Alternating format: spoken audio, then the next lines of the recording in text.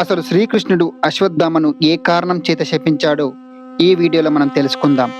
మహాభారత యుద్ధం ముగిసిన తర్వాత కురుక్షేత్ర మైదానం అంతా నిశ్శబ్దంగా ఉంది.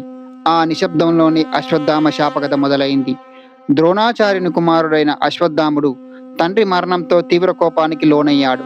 రాత్రివేళ ధర్మాన్ని మర్చి నిద్రలో ఉన్న పాండవుల కుమారులను హతమార్చాడు.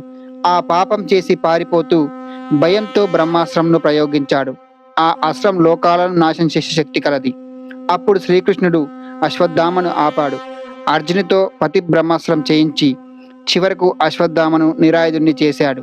తర్వాత ద్రౌపది తండ్రిని కోల్పోయిన వారిని చంపవద్దు అని శ్రీకృష్ణుని దయతో వేడుకుంది. శ్రీకృష్ణుడు ఆమె దయను గౌరవించాడు, కానీ ధర్మశిక్ష తప్పదు అన్నాడు. అప్పుడే శ్రీకృష్ణుడు అశ్వత్థామని శపించాడు.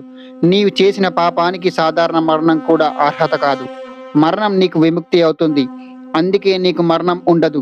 యుగ యుగాల పాటు భూమిపై తిరుగుతూ గాయాల నొప్పితో అపవిత్రమైన జీవితం గడపాలి. నేలకు పంపించాడు. ఆ మన్నిపోయిన చోటు నుంచి రక్తం కారుతూనే ఉంటుంది అశ్వత్థామకి. అశ్వత్థామ శరీరం బ్రతికి ఉన్న మనస్సులో శాంతి లేని విధంగా, జీవితం దుర్భరంగా ఉండే విధంగా శ్రీకృష్ణుడు అశ్వత్థామను మరణం రాకుండా శపించాడు. ఈ కథ మనకు ఏమి చెప్తుంది అంటే, ధర్మాన్ని విస్మరించి చేసిన పాపానికి మరణమే కాదు, అంతులేని పశ్చాత్తాపమే నిజమైన శిక్ష అని తెలుపుతుంది. ఈ వీడియో కనుక మీకు నచ్చినట్లయితే జై శ్రీకృష్ణ అని కామెంట్ చేయండి.